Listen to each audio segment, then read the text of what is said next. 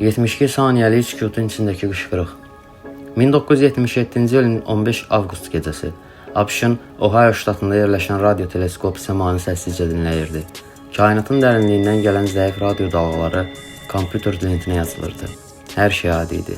Ta ki bir astronom çap olunmuş məlumat kağızının üzərində qırmızı qələmlə bir söz yazana qədər. Vov. Bu sadə söz tarixə düşəcək bir hadisə oldu. Siqnal harada və necə aşkar edildi? Siqnal Ohio Dövlət Universitetinin Big Air radio teleskopu ilə qeydə alındı. Bu teleskop SETI proqramı çərçivəsində, yəni kosmosda ağıllı həyat əlamətlərini axtarmaq məqsədi ilə fəaliyyət göstərirdi.